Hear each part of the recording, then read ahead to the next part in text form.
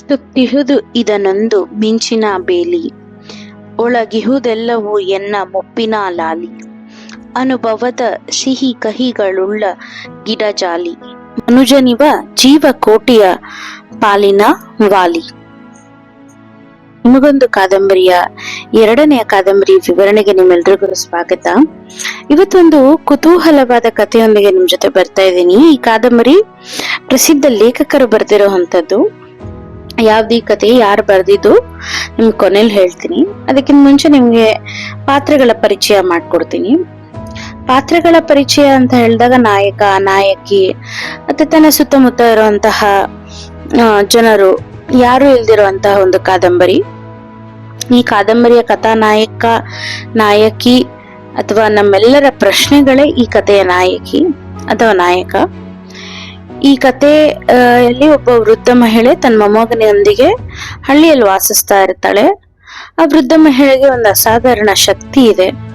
ಆ ಅಸಾಧಾರಣ ಶಕ್ತಿಯಿಂದ ತನ್ನ ಜೀವನದ ಮೂಲಭೂತ ಹಕ್ಕುಗಳು ಅಥವಾ ಆ ಒಂದು ಪ್ರಶ್ನೆಗಳು ಅಥವಾ ಈ ಧರ್ಮ ಪದ್ಧತಿಗಳನ್ನ ಹೇಗೆ ಪ್ರಶ್ನಿಸ್ತಾಳೆ, ನಮ್ಮಲ್ಲಿ ಆ ಪ್ರಶ್ನೆಗಳು ಮೂಡೋ ತರ ಕಥೆಗಳನ್ನ ಹೇಳ್ತಾಳೆ ಆ ವೃದ್ಧ ಮಹಿಳೆ.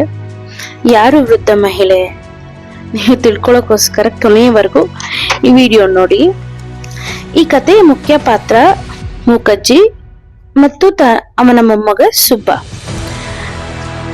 ಅವರಿಬ್ರು ಒಂದು ಹಳ್ಳಿಯಲ್ಲಿ ವಾಸ ಮಾಡ್ತಾ ಇರ್ತಾರೆ.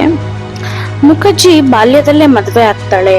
ಆದ್ರೆ ಅಲ್ಪ ವಯಸ್ಸಿನಲ್ಲಿ ಅವಳ ಗಂಡ ಸಾವನ್ನಪ್ತಾನೆ. ನಂತರ ಅವಳು ವಿಧವೆಯಾಗಿ ತನ್ನ ಜೀವನವನ್ನ ನಡೆಸುತ್ತಾಳೆ. ಈ ಜೀವನದ ಕಷ್ಟಗಳು, ಅನುಭವಗಳು ಅವಳನ್ನ ತುಂಬಾ ಆಳವಾಗಿ ಯೋಚಿಸೋ ಅಂತ ಒಂದು ವ್ಯಕ್ತಿಯನ್ನಾಗಿ ಮಾಡುತ್ತೆ. ಹಳ್ಳಿಯ ಜನರು ಮೂಕಜ್ಜಿಯನ್ನ ವಿಚಿತ್ರ ವ್ಯಕ್ತಿ ಅಥವಾ ಇವ್ರಿಗೆ ಹುಚ್ಚಿಡ್ದಿರಬಹುದು ಅನ್ನೋ ತರ ವರ್ತಿಸ್ತಾರೆ. ಆದ್ರೆ ಆಕೆಗೆ ಒಂದು ಅಸಾಧಾರಣ ಶಕ್ತಿ, ಅಲೌಕಿಕ ಶಕ್ತಿ ಇದೆ. ಅವಳು ಯಾವ ವಸ್ತುವನ್ನಾದ್ರೂ ಕೈಯಲ್ಲಿ ಹಿಡಿದಾಗ ಅಥವಾ ಅದರ ಬಗ್ಗೆ ಕೇಳಿದಾಗ ಆ ವಸ್ತುವಿನ ಹಳೆಯ ಇತಿಹಾಸ ಅವಳಿಗೆ ಕನಸಿನ ರೂಪದಲ್ಲಿ ಕಾಣುತ್ತೆ. ಇದೇ ಈ ಕಾದಂಬರಿಯ ಕಥಾ ವೈಶಿಷ್ಟ್ಯ ತುಂಬಿರುವಂತಹ ಒಂದು ಕಾದಂಬರಿ. ಆ ಕನಸುಗಳ ಮೂಲಕ ತನ್ನ ಮೊಮ್ಮಗನಿಗೆ ಅವಳು ಸಾವಿರಾರು ವರ್ಷಗಳ ಹಿಂದಿನ ಮಾನವ ಜೀವನದ ಸಂಸ್ಕೃತಿ, ಧರ್ಮಗಳ ಹುಟ್ಟು ಮತ್ತು ಸಮಾಜದ ಪದ್ಧತಿಗಳ ಬಗ್ಗೆ ಮಾತನಾಡ್ತಾಳೆ. ಮೂಕಜ್ಜಿ ಹೇಳೋ ಮಾತುಗಳು ಯಾವುದು ಅಂತಂದ್ರೆ, ಈ ಅಂಧನಂಬಿಕೆಗಳನ್ನ ಪ್ರಶ್ನೆ ಮಾಡುವಂತದ್ದು, ಮಾನವರು ಹೇಗೆ ದೇವರನ್ನ ಕಲ್ಪಿಸ್ಕೊಂಡ್ರು ಅಥವಾ ಧರ್ಮಗಳು ಹೇಗೆ ಹುಟ್ಟುಕೊಂಡು ಎಂಬ ಪ್ರಶ್ನೆಗಳು ಅವಳ ಚಿಂತನೆ ಮಾಡ್ತಾಳೆ. ಈ ಪ್ರಶ್ನೆಗಳ ಬಗ್ಗೆ ನಮಗೂ ಕೂಡ ಒಂದು ಕುತೂಹಲ. ಹಾಗಾಗಿ ನಮ್ಮ ಧ್ವನಿಯೇ ಮೂಕಜ್ಜಿ. ಈ ಭಾರತ ದೇಶ, ಇಲ್ಲಿಯೇ ಇದ್ದ ಜನರು, ಆಮೇಲೆ ಬಂದ ಜನರು ಸಹ ಈ ಧರ್ಮಗಳಿಗೆ, ಈ ಪದ್ಧತಿಗಳಿಗೆ ಆಕ್ಷೇಪವಲ್ಲ. ಇಲ್ಲಿಯ ಜನರು ಪರಂಪರೆಯಿಂದ ಪಡೆದು ಬಂದ ಕಲ್ಪನಾ ವಿಲಾಸಗಳನ್ನ ಈ ಕಾದಂಬರಿಯು ಮೂಕಜ್ಜಿ ಮೂಲಕ ವ್ಯಕ್ತಪಡಿಸುತ್ತೆ. ಅನುಜೀವಿಯಾದ ಮಾನವನು, ಈ ಕುಲವು ಈ ಭೂಮಿಯ ಮೇಲೆ ನೆಲೆಸಿದ ಅಲ್ಪಾವಧಿಯಲ್ಲಿ ಅಮಿತ ವಿಶ್ವಗಳಿಂದ ಕೂಡಿರುವ ಬಿಲಿಯನ್ಗಟ್ಟಲೆ ವರ್ಷಗಳು ಕಾಣಿಸ್ಕೊಂಡು ಬಂದ ಮಹಾ ಜಗತ್ತಿನ ಬಗ್ಗೆ ಸೆರೆಗೊಂದರ ಸೂಕ್ಷ್ಮ ಎಳೆಯನ್ನ ಈ ಕಾದಂಬರಿಯಲ್ಲಿ ನೀವು ನೋಡ್ಬೋದು. ಅದ್ಭುತ ಆಶ್ಚರ್ಯಗಳಿಂದ ಚಕಿತಗೊಂಡು ಈ ಜಗತ್ತೇನು, ಯಾರು ಅದನ್ನ ಸೃಷ್ಟಿಸಿದ್ರು, ಯಾಕೆ, ನಾನು ಎಂತವ, ಯಾತಕ್ಕಿದ್ದೇನೆ ಎಂಬ ಪ್ರಶ್ನೆಯನ್ನು ಕೇಳತೊಡಗಿದ ಮೊಮ್ಮಗ ಸುಬ್ಬ. ಹಾಗೆ ಈ ಪ್ರಶ್ನೆಗಳ ಕೇಳಿದಾಗ ಅಥವಾ ಅದಕ್ಕೆ ಸಂಬಂಧಪಟ್ಟಂತೆ ಯಾವುದಾದ್ರೂ ವಸ್ತುಗಳನ್ನ ಮುಟ್ಟಿದಾಗ ನಮ್ಮ ಮೂಕಜ್ಜಿಗೆ ಕನಸುಗಳು ಬೀಳುತ್ತೆ. ಈ ಪ್ರಶ್ನೆಗಳು ಅಥವಾ ಆ ವಸ್ತುಗಳ ಸಂಬಂಧಿತವಾಗಿ ಆ ಪ್ರಶ್ನೆಗಳು ಆಕೆಗೆ ಕನಸಿನ ಮೂಲಕ ಬಂದು ತನ್ನ ಮೊಮ್ಮಗನಿಗೆ ಉತ್ತರವನ್ನ ಹೇಳುವಂಥದ್ದು. ಈ ಅಜ್ಜಿ ಮೊಮ್ಮಗ ಸೇರಿ ಒಂದು 4-5 ಸಾವಿರ ವರ್ಷಗಳಿಂದ ಹರಿದು ಬಂದಿರುವಂತ ಒಂದು ಸೃಷ್ಟಿ ಸಮಸ್ಯೆಯನ್ನ ಮಂಥನ ಮಾಡಲು ಹೊರಟಿರ್ತಾರೆ ಅಥವಾ ಯತ್ನಿಸುತ್ತಾರೆ.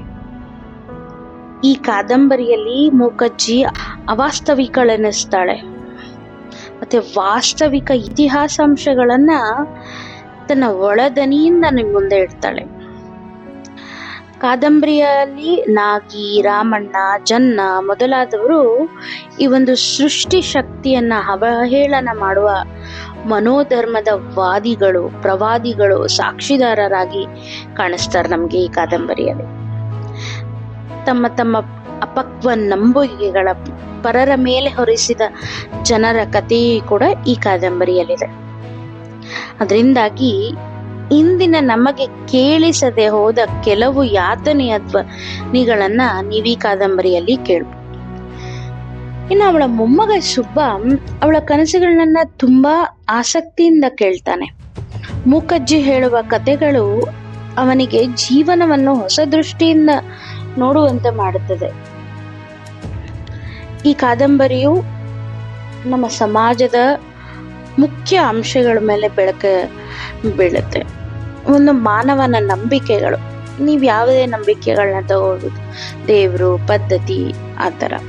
ಮತ್ತೆ ಸಂಪ್ರದಾಯಗಳು, ಯಾವುದೋ ಒಂದು ಸಂಪ್ರದಾಯ ನಾವು ಇಲ್ಲಿವರೆಗೂ ಪಾಲಿಸ್ಕೊಂಡು ಬಂದಿದ್ದೀವಿ, ನಾವು ಯಾಕೆ ಪಾಲನೆ ಮಾಡ್ತಿದ್ದೀವಿ, ಇದರಿಂದ ಏನು ಉಪಯೋಗ ನಮಗೆ.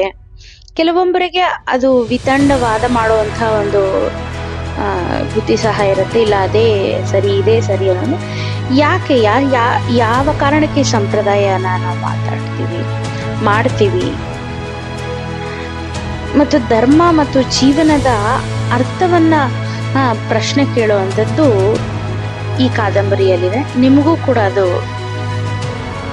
ಮನನ ಆಗತ್ತೆ. ಈ ಕಾದಂಬರಿ ಓದ್ತಾ ನಿಮ್ಗೆ ಜೀವನ ಅಥವಾ ಒಂದು ಪದ್ಧತಿ, ಸಂಪ್ರದಾಯ ಯಾಕೆ, ಏನು ಅನ್ನೋ ಪ್ರಶ್ನೆಗಳು ನಿಮ್ಮಲ್ಲಿದ್ರೆ ಖಂಡಿತ ಒಂದ್ಸಲಿ ಈ ಕಾದಂಬರಿನ ಓದಿ. ನೀವು ನಿಮ್ಗೆಲ್ಲರಿಗೂ ಈ ಕಾದಂಬರಿ ತುಂಬಾ ಇಷ್ಟ ಆಗತ್ತೆ.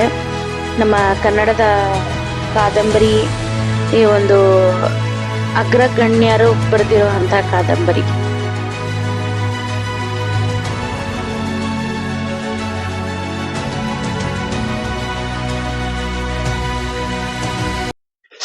ಕೇಳಿದ್ರಲ್ಲ ಈ ಕಾದಂಬರಿಯ ಸಾರಾಂಶ. ನಿಮ್ಗಾಗ್ಲೇ ಒಂದು ಸಣ್ಣ ಸುಳು ಸಿಕ್ಕಿರ್ಬೋದು, ಯಾವ್ದು ಈ ಕಾದಂಬರಿ, ಇದರ ಲೇಖಕರು ಯಾರೆಂದು. ಹೌದು, ನಿಮ್ಮ ಊಹೆ ಸರಿ ಇದೆ. ಕನ್ನಡದ ಕಾದಂಬರಿಗಳಲ್ಲೇ ಉನ್ನತ ಸ್ಥಾನದಲ್ಲಿ ಸೇರುವ ಕಾದಂಬರಿಗಳಲ್ಲಿ ಒಂದಾದ ಮೂಕಜ್ಜಿಯ ಕನಸು. ಇದರ ಲೇಖಕರು ಜ್ಞಾನಪೀಠ ಪ್ರಶಸ್ತಿ ಡಾಕ್ಟರ್ ಕೆ ಶಿವರಾಮ ಕಾರಂತರು. ಈ ಕಾದಂಬರಿ ರಚನೆಯಾಗಿದ್ದು 1968ರಲ್ಲಿ ಇದರ ಮೊದಲ ಮುದ್ರಣ, ಹಾಗೂ 1977ರಲ್ಲಿ ಇದಕ್ಕೆ ಜ್ಞಾನಪೀಠ ಪ್ರಶಸ್ತಿ ದೊರಕುತ್ತದೆ. ಕನ್ನಡದಲ್ಲಿ ಮೊಟ್ಟ ಮೊದಲ ಜ್ಞಾನಪೀಠ ಪ್ರಶಸ್ತಿ ದೊರಕಿದ್ದು ರಾಮಾಯಣ ದರ್ಶನ. ಇದರ ಲೇಖಕರು ನಿಮಗೆಲ್ಲ ಗೊತ್ತಿರೋ ಹಾಗೆ ಶ್ರೀಯುತ ಕುವೆಂಪುರವರು.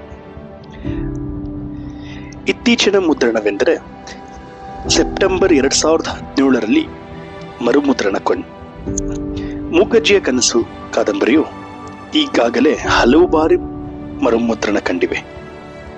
ಇಲ್ಲಿಯವರೆಗೆ ಮೂಕಜ್ಜಿಯ ಕನಸು 29 ಬಾರಿ ಮರುಮುದ್ರಣ ಕಂಡಿವೆ.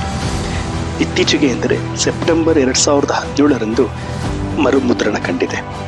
ನೀವು ಸಹ ಕನ್ನಡ ಕಾದಂಬರಿಗಳನ್ನು ಓದಲು ಪ್ರಯತ್ನಿಸಿ, ನಮ್ಮ ಪ್ರಯತ್ನವನ್ನು ಪ್ರೋತ್ಸಾಹಿಸಿ. ನಮ್ಮ ಈ ಒಂದು ಪ್ರಯತ್ನದಲ್ಲಿ ಏನಾದರೂ ತಪ್ಪು ಕಂಡಲ್ಲಿ ಕಮೆಂಟ್ ಮೂಲಕ ಸೂಚಿಸಿ. ಕನ್ನಡ ಉಚ್ಚಾರಣೆಯಲ್ಲಿ ಏನಾದರೂ ತಪ್ಪಿದ್ದಲ್ಲಿ ದಯವಿಟ್ಟು ಕ್ಷಮಿಸಿ. ಮುಂದಿನ ಬಾರಿ ಮತ್ತೊಂದು ಮಹೋನ್ನತ ಕಾದಂಬರಿಯನ್ನು ಹೊತ್ತು ತರುವ ತನಕ ಕಾಯುತ್ತೀರಿ. ನಮಸ್ಕಾರ. ನಿಮಗೊಂದು ಕಾದಂಬರಿ.